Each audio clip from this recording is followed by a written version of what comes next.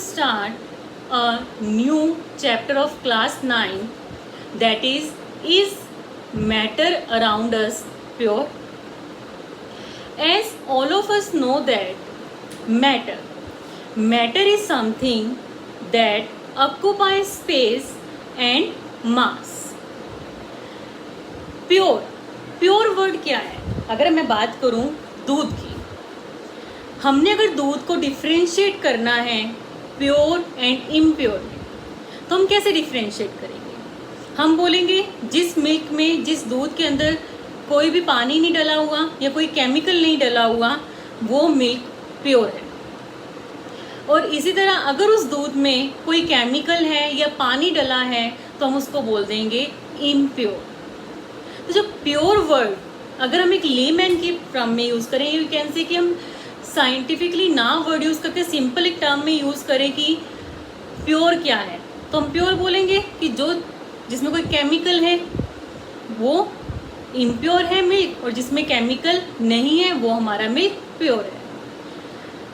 But in scientifically terms, scientifically notation की अगर बात करें, हमारा जो प्योर वर्ड है उसका मीनिंग होता है कि एक ऐसा सब्सटेंस, एक ऐसा मटेरियल जिसमें ओनली दे है the substance which have only one kind of the atom और एलिमेंट और कंपाउंड, जिसमें एक तरह का एलिमेंट हो, एक तरह का कंपाउंड और एलिमेंट हो, उसको हम प्योर सब्सटेंस कंसीडर करते हैं। अब जो हमारा मैटर है, उस मैटर को हम दो कैटेगरीज में डिवाइड करते हैं on the basis of pure matter,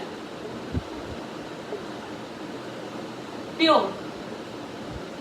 अगर हम बात करें प्योर सब्सटेंस, तो प्योर सब्सटेंस हमारा क्या है? प्योर सब्सटेंस को हम फर्दर दो कैटेगरीज में डिवाइड करते हैं, elements and compounds. Class 7th में, क्लास 8th में हमारे पास केमिकल रिएक्शंस का एंड इक्वेशन का एक चैप्टर आता है। उस चैप्टर में हमने एलिमेंट्स स्टडी करते हैं पीरियोडिक टेबल के। अप टू 8th स्टैंडर्ड हम ओनली 1 to 20 एलिमेंट्स को ही स्टडी करते हैं, like hydrogen, helium, lithium, beryllium, boron, carbon, nitrogen, so. तो ये जो हमारे एलिमेंट्स हैं, एलिमेंट्स का मीनिंग क्या है? एक ऐसा substance which have only one kind of, जिसमें सिर्फ एक तरह के क्या होते हैं? एटम्स होते हैं, like hydrogen H2, Cl2, O2, S, Au, Ag। तो जिस एलिमेंट में only they have only one kind of the element, उसको हम बोलेंगे प्योर सब्सटेंस। हम जो गोल्ड की रिंग वेयर करते हैं अपनी फिंगर्स में, वो गोल्ड की रिंग हम बोलते हैं ये गोल्ड प्योर है, ये प्योरेस्ट फॉर्म है गोल्ड की।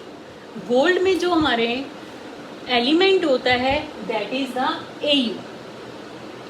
Au is the element that is present in the gold. हम गोल्ड को बोलते हैं ये प्योरेस्ट फॉर्म है गोल्ड की। गोल्ड भी कभी भी हमारे पास प्योरेस्ट फॉर्म में नहीं बनता। जो हम ऑर्नामेंट्स पहनते हैं गोल्ड के, वो कभी भी प्योरेस्ट फॉर्म में नहीं होते। They have some mixture, copper का मिक्सचर उसमें ऐड होता है उसकी हार्डनेस को इम्प्रूव करने के लिए, उसको हार्ड करने के लिए गोल्ड के ऑर्नामेंट्स को हम उसमें कॉपर की अमाउंट को ऐड करते हैं। तो गोल्ड प्योरेस्ट गोल्ड कभी नहीं होता। गोल्ड के अंदर कुछ ना कुछ जो हम ऑर्नामेंट्स यूज़ करते हैं उसमें कुछ ना कुछ अमाउंट कॉपर की ऐड होती है। कंपाउंड्स क्या होते हैं? जो हमारा वाटर है, हम वाटर को प्योर वाटर बोल सकते हैं if the water does not have any impurities. कोई इसमें मिट्टी नहीं है या कुछ और भी उसमें केमिकल्स नहीं है तो हम उसको प्योर बोल सकते हैं। बट जो एलिमेंट्स, जो कंपाउंड उसमें प्रेजेंट होता है वो होता है H2O। H2O मतलब H और O ये डिफरेंट एटम्स हो गए। हम यहाँ कह रहे थे कि प्योर का मतलब कि एक सब्सटेंस जिसमें एक तरह का एटम हो, one kind of atom. But here in the compound we have the two type of atom. But हम इसको प्योर बोल रहे हैं। हम इसको प्योर क्यों कॉल कर रहे हैं? बिकॉज जितना भी वाटर है हमारे नेचर में, आप चाहे कहीं से भी लो, ओशन से लो, रिवर से लो, लैंड्स, अंडरग्राउंड वाटर लो, कुछ भी लो, तो जो उसमें एलिमेंट्स प्रेजेंट होते हैं, जो उसमें कंपाउंड प्रेजेंट होते हैं, that is in the form of H2O, means hydrogen 2 oxygen 1, means 2:1 ratio में ही वाटर प्रेजेंट होगा। तो जो वाटर है वो यूनिफॉर्मली है, उसमें एक ही तरह का कंपाउंड होता है, तो इसलिए जो हमारा वाटर है वो प्योरेस्ट फॉर्म में आता है। तो प्योर सब्सटेंस हम उसको कॉल करेंगे if the substance have only one kind of the atom और सब्सटेंस हैव द 2 और more kind of the atom, but these atoms are in the constant proportion। वो एटम जो होंगे वो constant proportions में ही होंगे। compounds के we have various examples like CO2, carbon dioxide, वो भी हमारा कंपाउंड की कैटेगरीज में आते हैं। तो we have the various kind of compounds, और वो compounds जो होते हैं they are also fall in the category of purest substance। Next come to the mixtures। Next come to the mixtures। अब ये मिक्सचर्स क्या होते हैं? जब हमारे पास किसी भी सब्सटेंस में 1 और 2 काइंड ऑफ एलिमेंट्स हों और एनी प्रपोर्शन में, वो किसी भी प्रपोर्शन में हो, तो we call them the mixtures. Mixtures are further 2 types. Mixtures क्या होते हैं? हमारे टाइम में हम मिक्सचर्स क्या बोलते हैं कि कोई भी चीज़ 3 या 4 तरह की चीज़ों को हम इकट्ठा कर दें, उसको हम मिक्सचर बोलते हैं। और उनको इकट्ठा करने के बाद वो उनकी जो प्रपोर्शन होती है वो कभी हम मेज़र नहीं करते, उसको एनी प्रपोर्शन में मिक्स कर देते हैं। तो सिमिलरली साइंस में भी जो मिक्सचर का मीनिंग होता है कि मिक्सिंग द 2 और more substance in any proportion. तो we have the mixture of 2 kinds. हमारे पास मिक्सचर जो होते हैं वो 2 तरह के होते हैं। One is the homogeneous mixture and second one is the heterogeneous mixture. Homogeneous and the heterogeneous mixture. Homo मतलब सेम काइंड ऑफ एलिमेंट्स, जो एक प्रॉपरली जो सब्सटेंस आपस में मिक्स हो गए हैं। हेटेरो मतलब जो आपस में मिक्स नहीं हुए प्रॉपरली, तो उसको हम बोलेंगे heterogeneous mixtures. Mixtures we have known that the homogeneous and heterogeneous. Homogeneous mixtures are of this kind. One is of green blue, means they are uniformly distributed. Here the 2 elements or compounds, they are not mixed properly. We can see it with the naked eye. We will understand this with a few examples. Suppose I will take a beaker and take 500 ml of water and add it 1 spoon of salt. I will start stirring it. मैं उसको stir करना start कर दूँगी, हिलाना start कर दूँगी. After few seconds you will observe the salt get dissolve in the water completely. अब मैं एक और बीकर लेती हूँ. Again I added the 500 ml water and 1 spoon of sand. मैं क्या ऑब्जर्व करूँगी कि जो सैंड के पार्टिकल्स हैं they does not get dissolved, they get settled down at the lower portion of the beaker like this. कि जो हमारे सैंड पार्टिकल्स हैं they will settle down at the bottom of the beaker and the water particle will get accumulated on the top of the portion of the beaker. Here salt and water.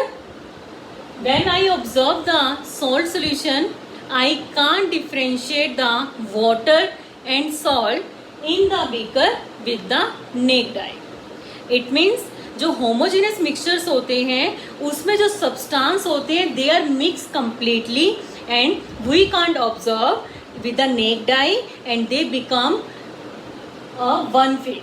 One phase का meaning होता है कि इधर वो solution solid बन गया है या लिक्विड बन गया है या वो गैस बन गया। But here salt, sand and water हम उनको डिफ्रेंशिएट कर सकते हैं नेक्ड आई से। It means In this mixture we have the two kind of phase. One phase is solid and second is the liquid. It means in homogeneous mixture are present only in one phase and these are present in 1, 2 और 3 phase. हम और examples इसमें ले सकते हैं. अगर मैं sugar solution बनाऊं तो अगर मैं शुगर को ऐड करती हूँ वाटर में, स्टर करती हूँ, अच्छे से डिसॉल्व करती हूँ, आई कैन डिफ्रेंशिएट कि ये शुगर सोल्यूशन है या सॉल्ट सोल्यूशन है विदाउट टेस्टिंग इट. बट अगर हम एक पिज़्ज़ा बाय करें और पिज़्ज़ा क्या है, वो मिक्सचर है, because it have the various kind of the substance, उसमें काफ़ी तरह के सब्सटेंस हैं, तो उन सारे सब्सटेंस को अपनी नेक्ड आई से डिफ्रेंशिएट कर सकती है. तो हमारा जो पिज़्ज़ा है वो पिज़्ज़ा हमारा हेट्रोजीनस की कैटेगरी में आता है और हमारा जो सॉल्ट सोल्यूशन है और जो शुगर सोल्यूशन है they falls in the category of the homogeneous mixture.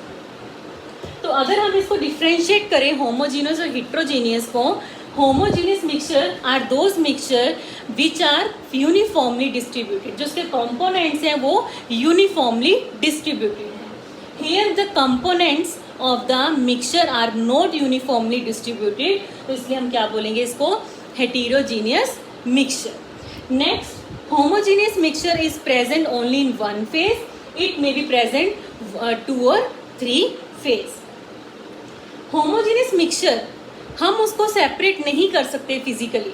अगर हम चाहें हैंड से शुगर निकालना या सॉल्ट निकालना, सॉल्ट सोल्यूशन शुगर सोल्यूशन से हम नहीं सेपरेट कर सकते, तो homogeneous mixture can't be separated physically. Heterogeneous mixture को हम सेपरेट कर सकते हैं फिजिकली. अगर हम पिज़्ज़ा है, पिज़्ज़ा में से हम जो उसकी टॉपिंग्स होती हैं उसको हम सेपरेट कर सकते हैं हैंड से, तो heterogeneous mixtures can be separated physically. Next, homo means same, hetero means different. So this is all about the homogeneous mixtures and the heterogeneous mixture. Thank you.